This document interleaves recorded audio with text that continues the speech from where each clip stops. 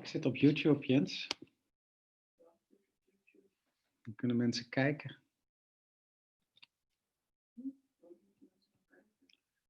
Dit is net als bij jullie, bij de diploma-uitreiking. Ik spreek mensen toe. En dan kan de familie... Ik zit op YouTube, Jens. Dan kunnen mensen kijken.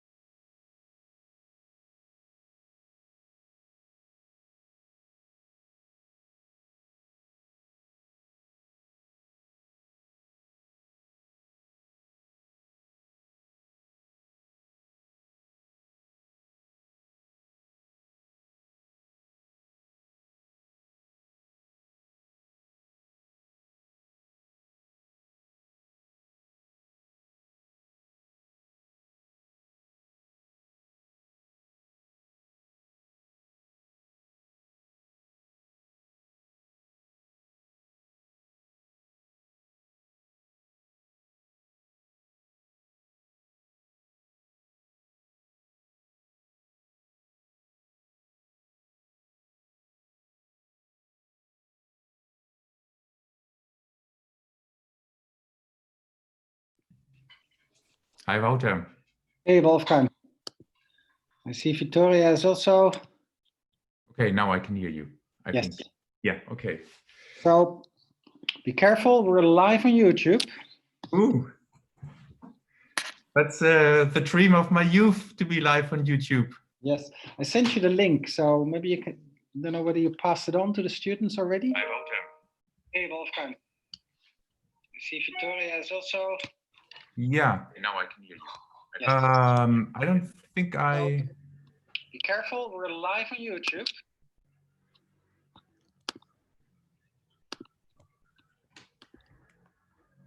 I'm not sure I passed anything on, but Victoria, you received the link?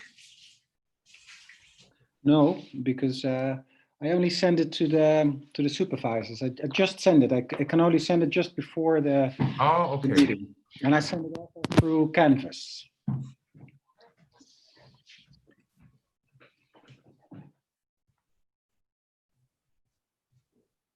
Yeah.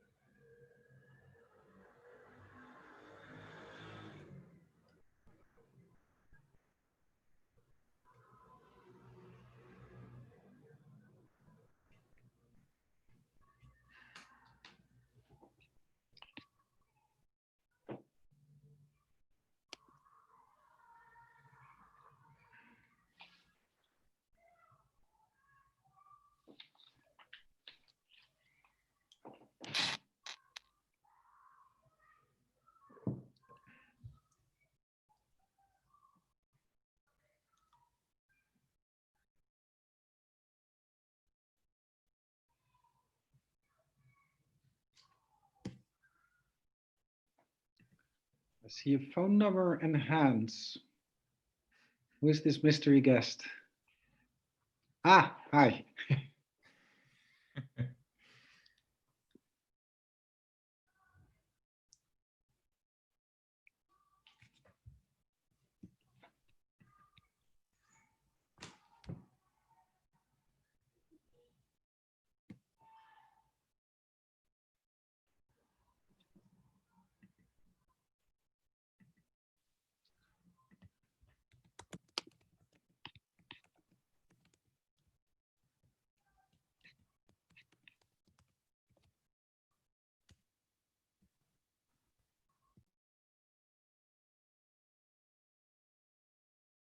So Wolfgang, did you send the link, the YouTube link? Yeah. Yes.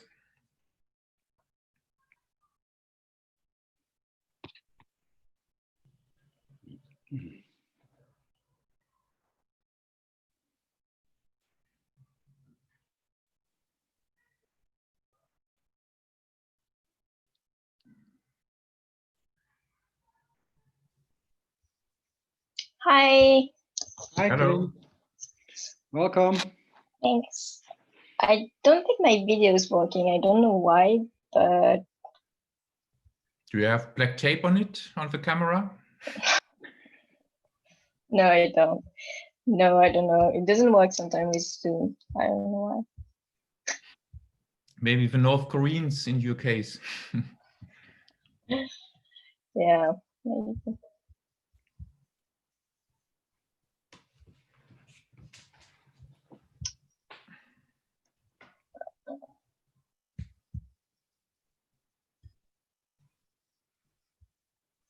Huh?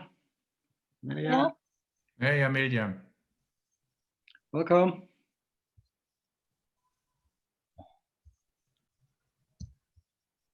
Okay, do you hear me? Yes. Yes. we do. Hi. Oh, it's so Hey. oh, wow. It feels weird to see everybody. Wow. Yeah. Where are you now, Amelie? Amelia? I'm in Copenhagen right now. Okay. Yeah, so I just actually I'm doing an internship right now, so I had to leave from my office. I'm in the office now, so yeah, so it's been a lot of changes. Yeah, sounds good. So back to Copenhagen then.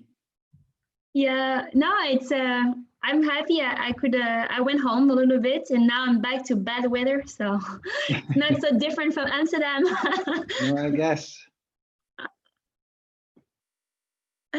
Yeah. Hi, Thank you. Arpad. Sorry. Okay. Yeah. You're visible now, Colleen. Hi, Arpad. Hi.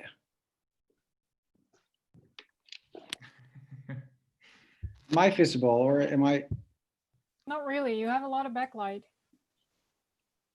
It's a silhouette. Sorry? It's a silhouette, Yeah. It's yeah. I can't close the sun, I'm afraid. like a William Kentridge piece of Yeah. art. So we're waiting for Jakob to join. And I think everybody's here. 2, 3, 4, 5, 6, 7, 8, 9. Yes. Only Jakob still to join.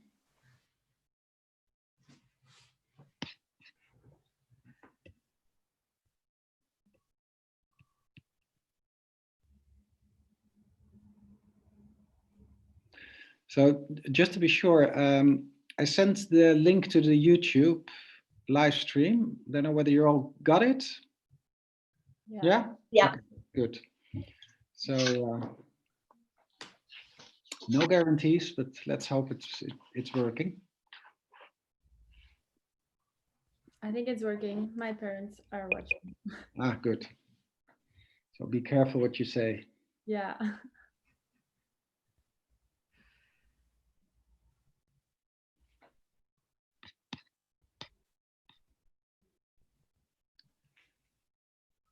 Okay, let's wait for 1 more minute. Jakob he confirmed he would be here.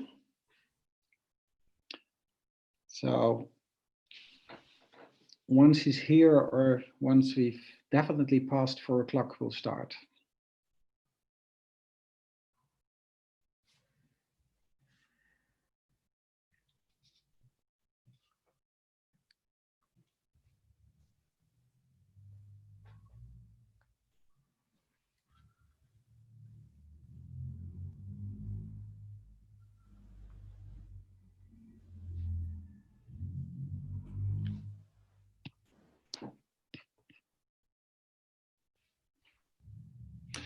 Okay, I suggest we kick off. Let me see if I can put myself a bit more against the shady background.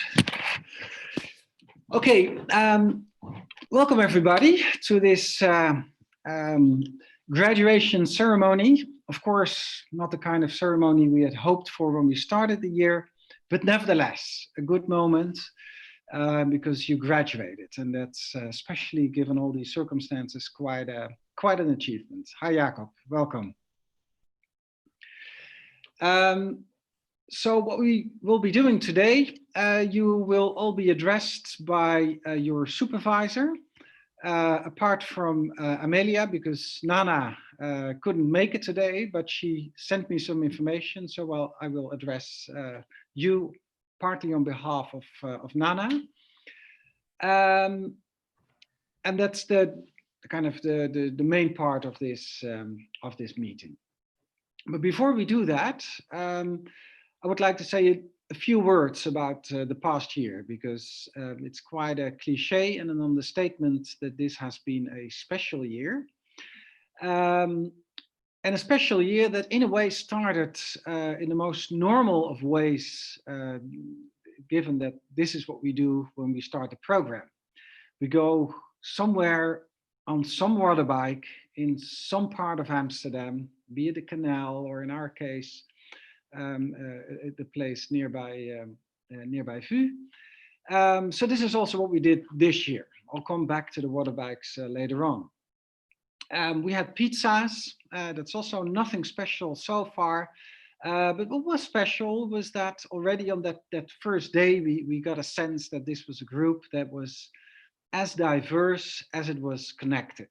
So there were people from military, there were people coming from humanitarian work, there were people coming with a clear academic interest, people with a very practical interest, people who hadn't made their mind up yet, and of course people from all over the world, different disciplinary backgrounds. And yet there was, from day one on, there was this connect.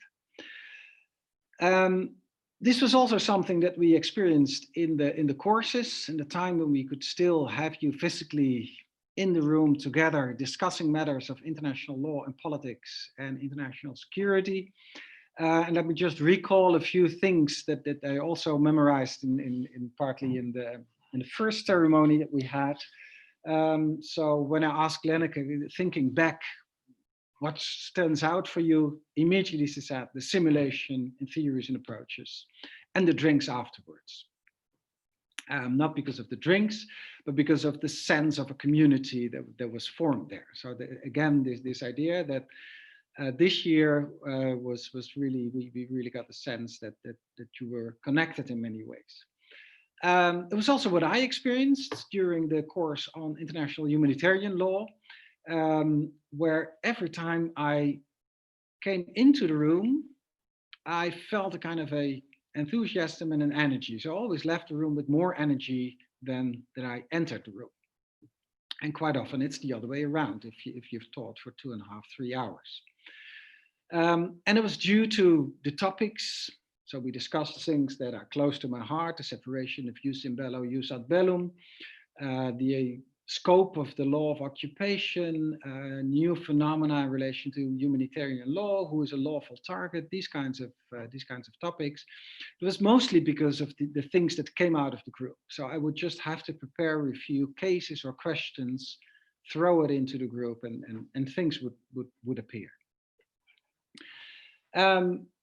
I heard the same stories from security studies with fierce debates on gender issues, gender and peacekeeping. Apparently, that was a memorable session. There was in theories and approaches as well. It was also in theories and approaches. Yeah, okay. Just a small correction. Okay. And I heard the same things from Liana, where you discussed in the politics of international law course. The London has fallen audiovisual material and how it's related to humanitarian intervention. So in many different ways, through the law, through politics, through big issues, through audiovisual representations, you all showed this idea that you were a group that wanted to go through this year together. But unfortunately, you were not allowed to do so, at least not physically. You had to go back to your homes, wherever they were, and many of you went back abroad. Sometimes entered difficult situations. You had to help out, or your relatives got sick, you had to be in quarantine. So there was quite an ending of the year that nobody wished for. And yet, you made it. We have the session today. So every year we tell students, if you finalize the program, there's a reason to be proud. And this year we tell the students, if you finalize the program, there's a reason to be super proud. So be super proud. You managed to do this. Wonderful. So today is basically to honor this achievement. And we will do that by small individual talks by the supervisors, and 4 of them are present here. The first one is Wolfgang Wagner, who will be addressing Colleen and Victoria. The second is Liane Boer, who will be addressing Laura and Stella. The third, that's me, Wouter Werner, and I will be addressing Jacob and Amelia. And finally, Lenneke will address Krista and Arpad. And the ground rule is that we all put out our cameras and we mute ourselves apart from the one that is being addressed. So it becomes really clear that for these few moments, the center of the world is around you, right? So this is the basic idea. At the end, we raise the glasses and we pretend that we handed your diploma, and then that's the end of the session for today. Okay, so I would like to give the floor to Wolfgang to address the two students that he supervised. And so if the others could follow the example by the first, yes, so everybody's turning their videos out. Wolfgang, the floor is yours. Yes, thank you. And I think I have to make some preliminary remark because I'm a bit short of anecdotes on both Vitoria and Colleen. And that's partly Corona, that's also partly because I missed the beginning of the academic year because I was on a sabbatical. And when the period started that we would meet for supervisory meetings, I think we had one face-to-face and then Corona kicked in. And what I do remember is the kind of concentrated look on both your faces, Vitoria and Colleen, during these Zoom meetings. But of course, we didn't have a lot of occasions to socialize and create the kind of materials that then come back in these speeches at the end of the year. And I think none of you stands out for being very extrovert on top of this. But I think that is probably also a virtue when it comes to the finalization of the final thesis under these very difficult circumstances, especially over the summer when you had no longer any supervision and both of you had to do this on your own.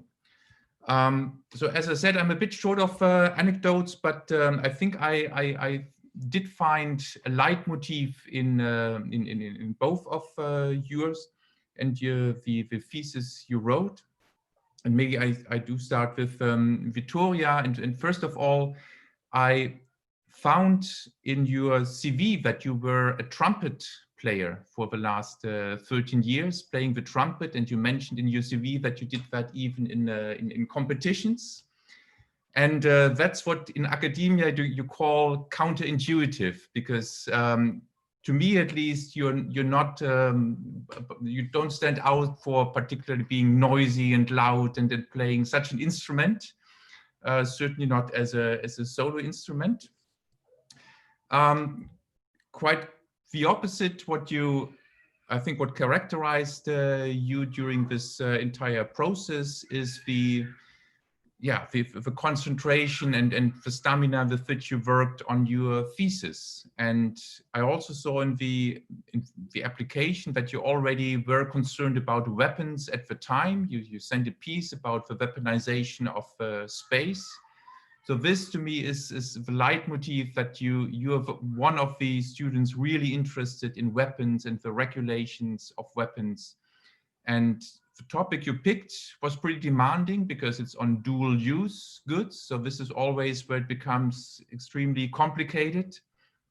And I think you found a very nice way to bring in a skill that's also quite remarkable and unusual, and that's languages. Because in the end, what is at the center of your thesis is the compliance mechanisms, institutions in different states. And you brought in the documents in the original language in Italian, in German, in French, in Spanish, and what did I forget? In English, I think. And that's quite unusual. And that's a real talent that, I don't have, for example, and many of us don't have it either.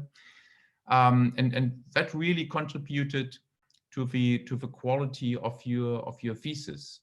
So I think there's there are many reasons to congratulate you. First of all, finalizing it under the difficult circumstances of the pandemic, also making such a good use of the skills you have language-wise, and that way you wrote a really interesting thesis, and I learned a lot about something I'm also very interested in, namely how this works in the day-to-day in all these different countries on a very complicated and yet important issue, namely the export regulations of dual-use goods.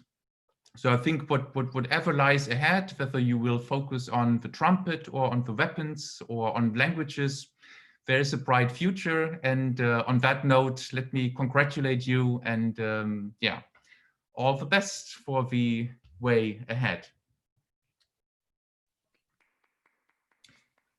And when I turn to Colleen, I don't know if the video... Yeah, no, it doesn't work, but I'm listening. So we'll do that. Yeah, I'll talk to a pretty dark screen. But that's okay. That's also, you know, if in doubt, we'll just blame it all on Corona, of course.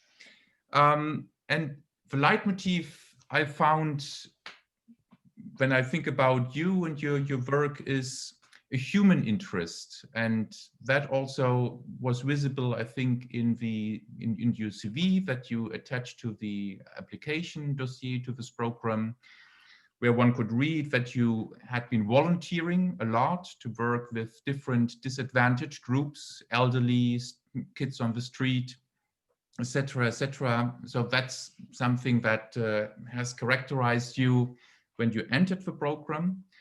And you also already indicated that human rights is an issue you are really concerned about, interested in, and would like to work on. And you clearly kept course on that mission. And when it came to the final thesis, human rights, human security were at its center. And you picked a case that is in a way very rich in providing materials for human rights and their violations and their implications for human security, which is North Korea. And I remember when I discussed the thesis and how to grade it with Liane, that we were both really impressed by that part of the thesis, just the sheer amount of knowledge and apparently the work you put into gathering all this material on North Korea. So I think we both learned a lot about this country, which is usually, you know, we usually read about it in the context of nuclear negotiations and all this. And you really reminded us of the human dimension of this conflict. So here, that is the leitmotif I associate with you. And again, I hope that you can keep it for your future career, that you have plenty of opportunities to do something on human rights, for human rights, and to further foster this interest of yours that also makes you stand out. And on this note, congratulations to finalizing everything, writing a nice thesis, and all the best for the way ahead. Thank you. Okay, thank you very much. Then we now move on to the second supervisor. First, a round of applause. Second supervisor, Liane, who will be addressing Laura and Stella. Liane, the floor is yours. Thank you. I will start with Stella because I think she emailed me saying she had to leave for work and I don't know when. So I'm not going to take any chances and address you first. You. I wrote down some words in preparation and they're from the heart. Dear Stella, you entered the LPIS program last year and decided to take a bit more time before starting to write your thesis in order to make full use of the possibilities on offer. To be more precise, to do an internship in Colombia. Not everything went as smoothly as you wanted. There was something with a kidney infection, getting quite sick. There is, however, a time and place for everything. So at some point you decided to come back and write your thesis. Many ideas were pitched, many books were read.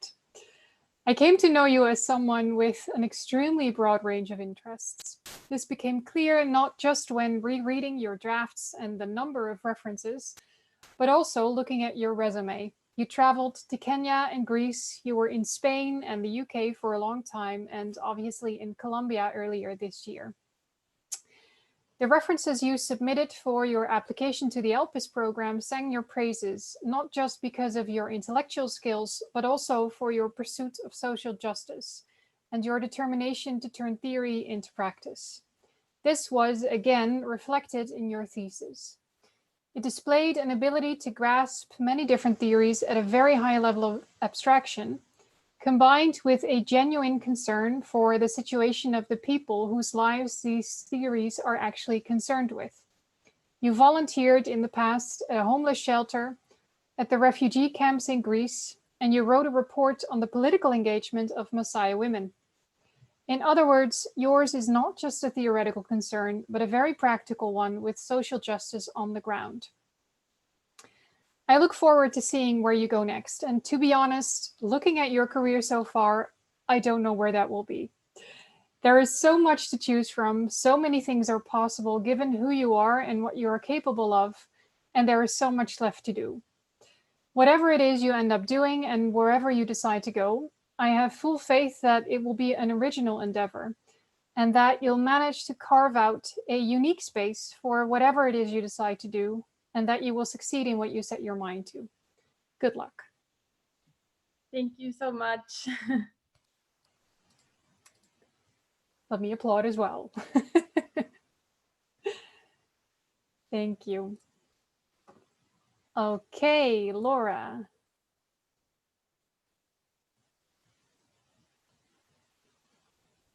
Yes, there you are. Laura, we met for the first time a couple of years ago when you were still at Amsterdam University College and I was a lecturer for the Public International Law course. I've had a look back at the assignments you handed in back in the day, and there already are some clues as to how you would perform and interact in the Law and Politics program. One of my comments on your paper said, well written, well researched, and well structured. On another essay, I commented, very good. Not to emphasize the academic results too much, you were a joy to have in class. You were engaged, sociable, and eager to learn and do more. It shows, for example, in your participation in the Karlshoven competition and your work for Amnesty International. In class, you would first have a look and a listen around, think through what everyone was saying, only then to jump in with something along the lines of, but isn't it also the case that? You were usually right, not necessarily because you always gave the correct answer, but because your intuitions usually point in the right direction. Already during the AUC course, your interest in academic questions became obvious, and this was confirmed during our thesis seminars. I distinctly recall one of our first sessions where you mentioned a couple of options for your thesis topic. I suggested you could do interviews with people, but you could also approach your thesis questions on a more theoretical level. The moment I mentioned the word theory, your face lit up. So if facial expressions are an indication for career trajectories, I wouldn't be surprised if there's some PhD research on yours at some point. Your thesis in that respect is very promising. You asked whether island states would still be states if they became completely flooded because of climate change. To an international lawyer, this is somewhat of a counterintuitive question. A state without territory, after all, is not a state. You, however, argued differently, and in a style that was highly impressive. There was a beauty and delicacy to the arguments you developed, and to see that, we didn't necessarily have to agree with their substance. In other words, yours is a distinct academic voice, and I look forward to crossing paths with you again sometime in the future. Good luck.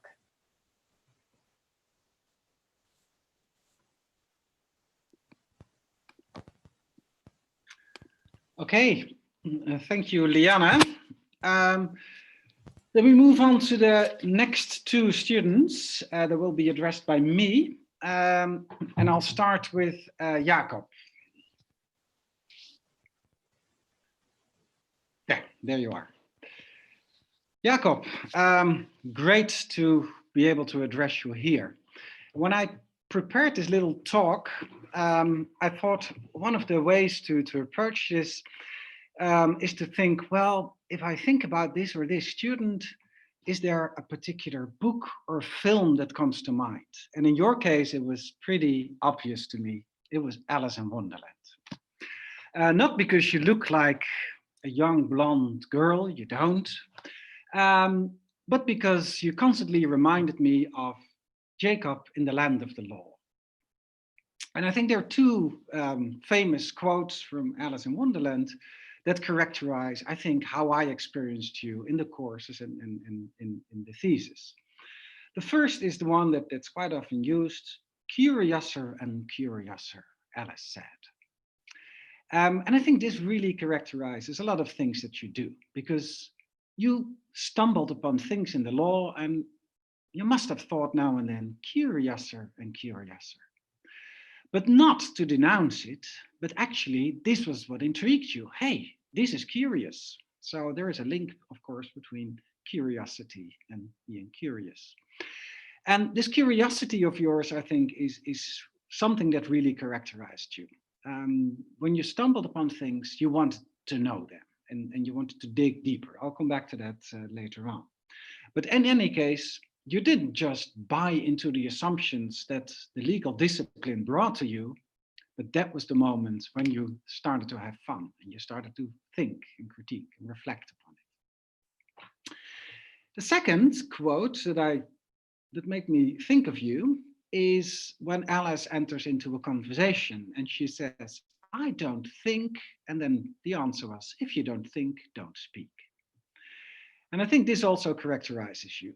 You don't talk before you think, or you talk while thinking.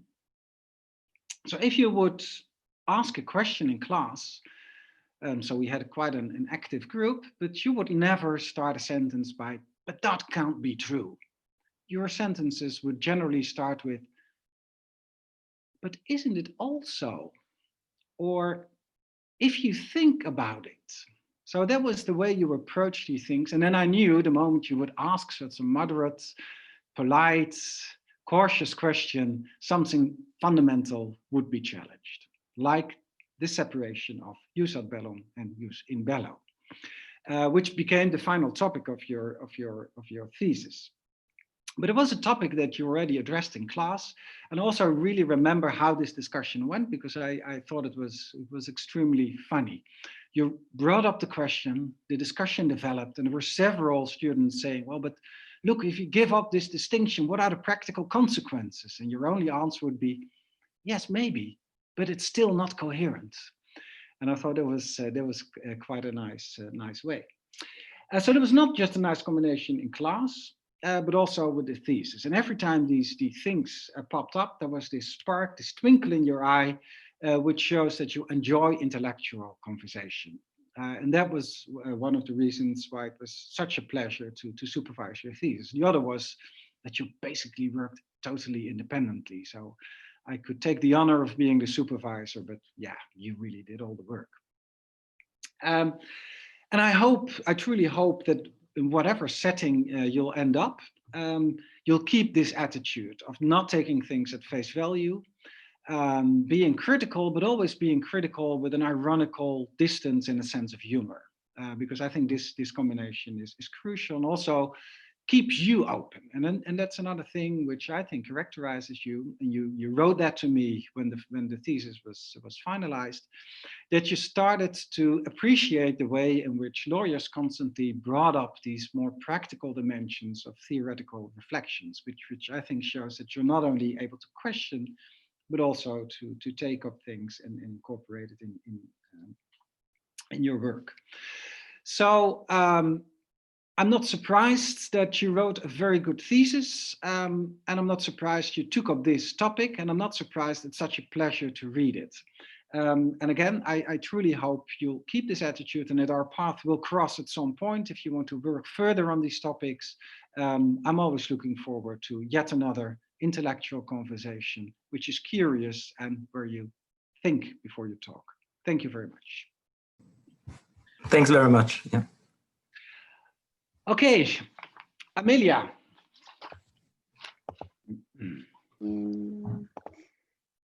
Yeah.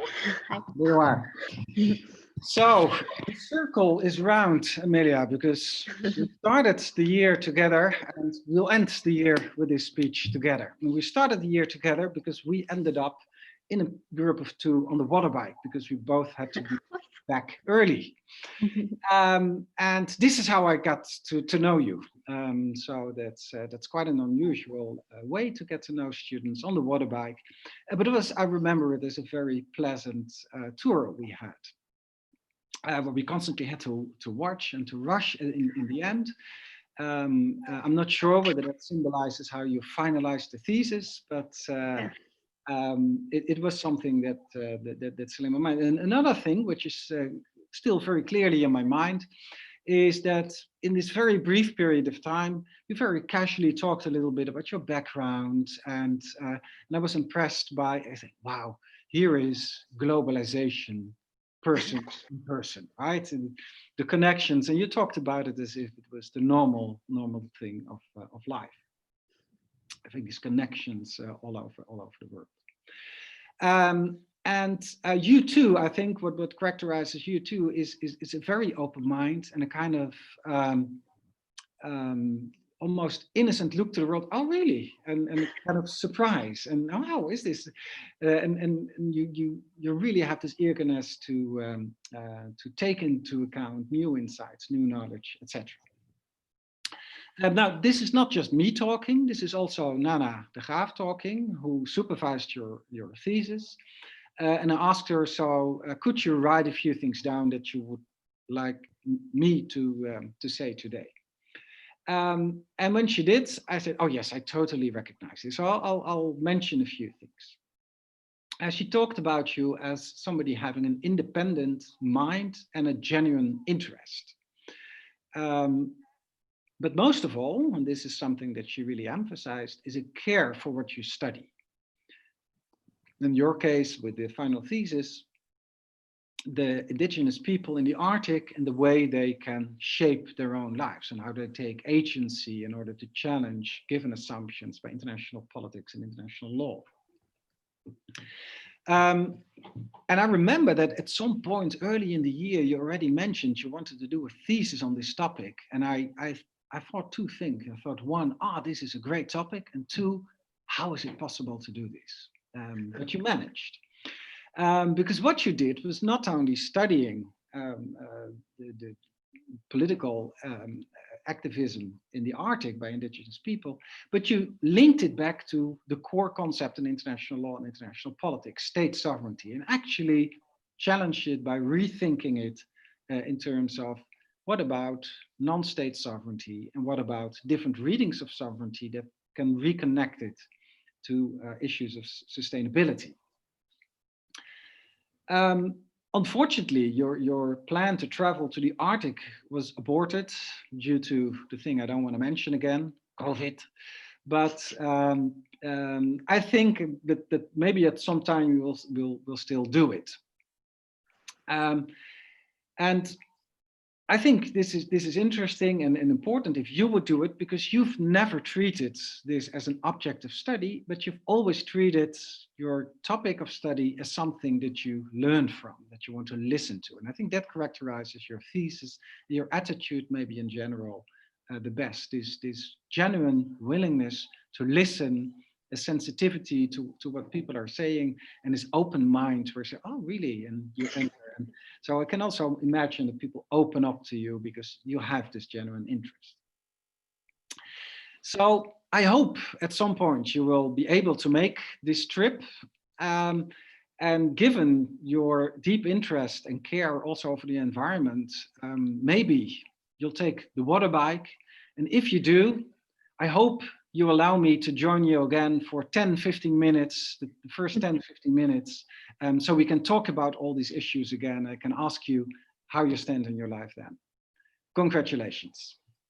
Thank you. Thank you so much. And it was a great year to all of my classmates. It was wonderful. Thank you. Good to hear. Well done. Okay, then we move to Lenneke, who will be addressing the last but not least of the two students, Christa and Arpad. Yes, thank you, Wouter. In which order shall we do this, Wouter? Did you have a plan, or? Well, I can start with Christa, that's fine. Christa, if you turn on your camera, where are you? Yeah, there you are. For you, I mean, if I think back of our year together as a group, of course, but also in particular with you, I would characterize it as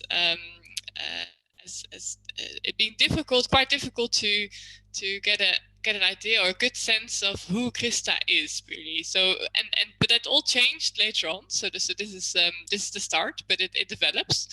And that's what I really liked about this year, and especially of being your supervisor for the final thesis, that I noticed, especially during theories and approaches, that was really difficult to really see what your position was in the group, and how you, because this is partly because of your, on the one hand, very social.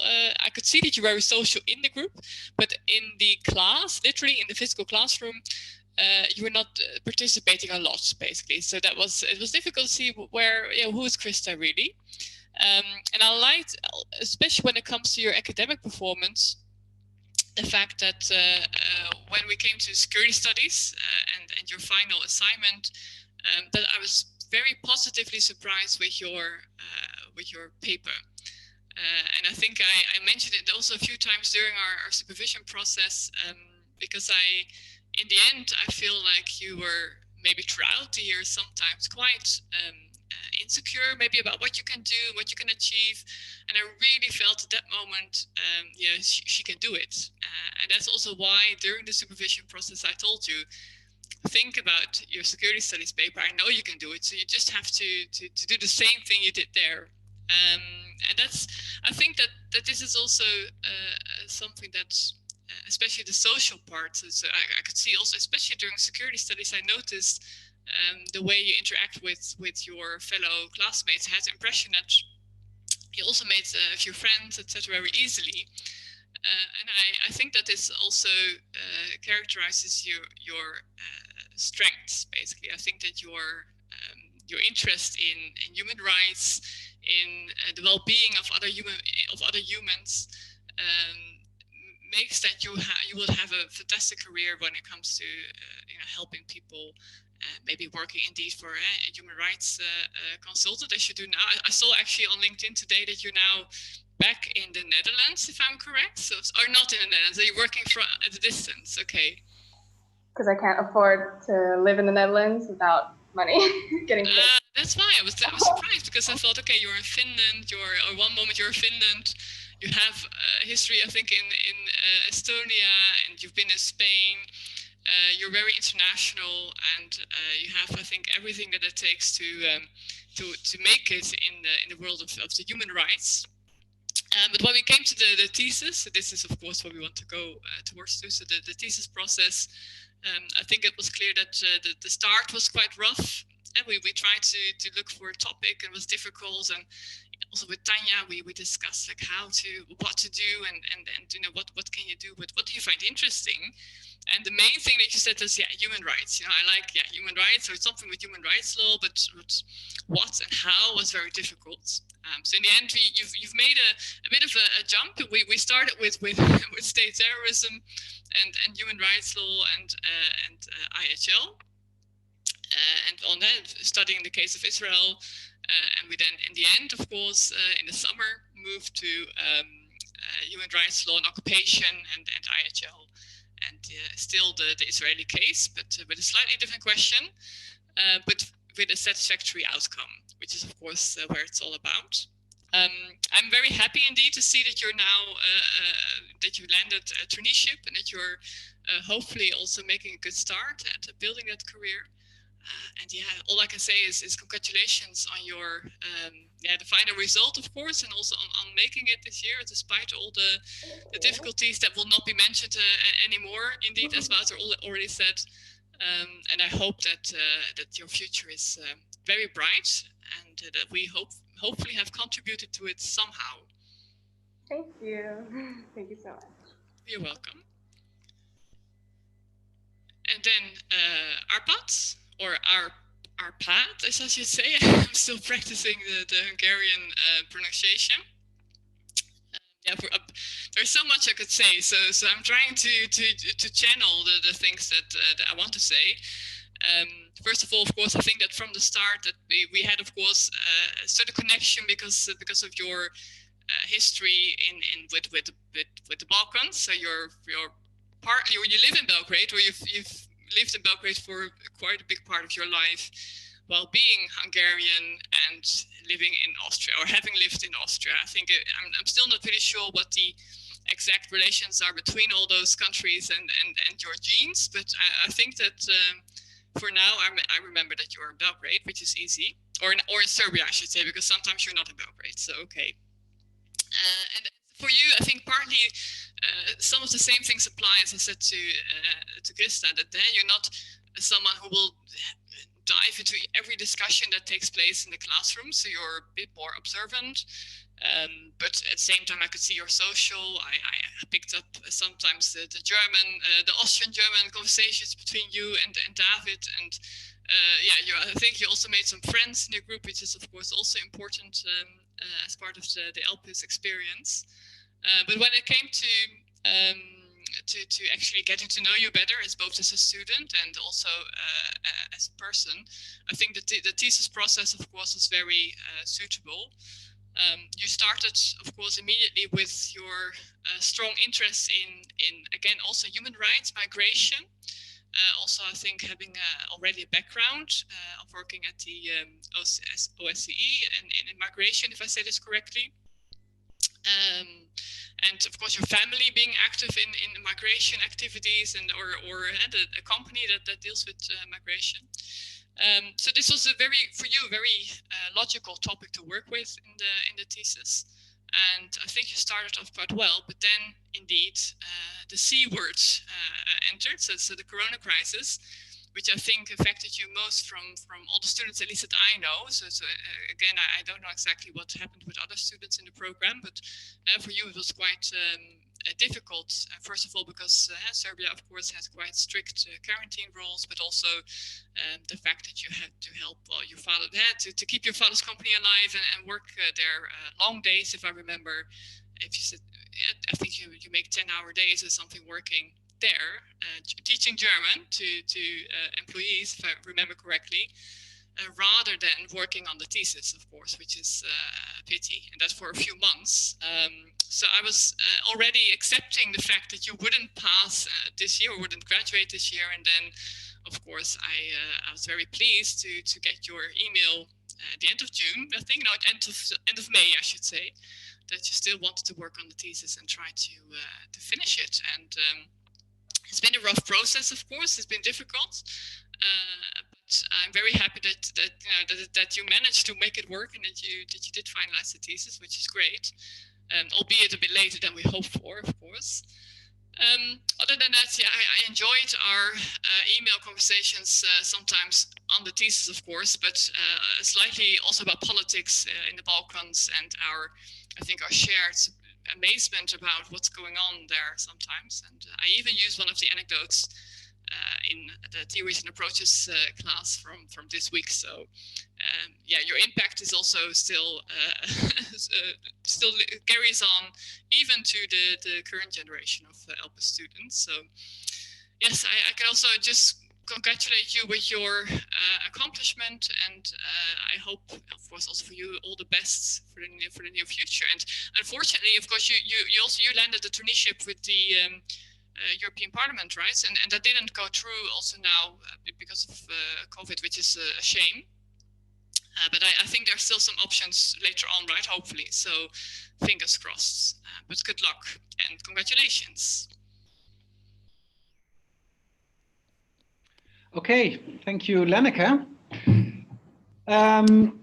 So, well, you can all appear back on the screen if you want, because I think you proved me right when I said this was a really diverse group, listening to all the talks, completely different, but at the same time, I think it shows that this group was connected because there was a thread running through all the talks. There was your social nature and your interest in reflecting on these issues because you cared for specific people, specific problems in the international society.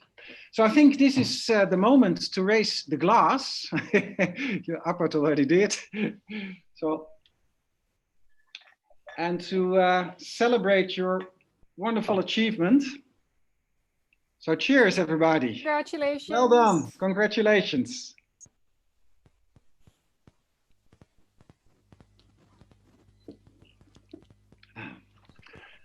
Okay, I will stop the YouTube streaming because I don't think people should see us drinking live. It's the truth, so. It's the truth, yeah.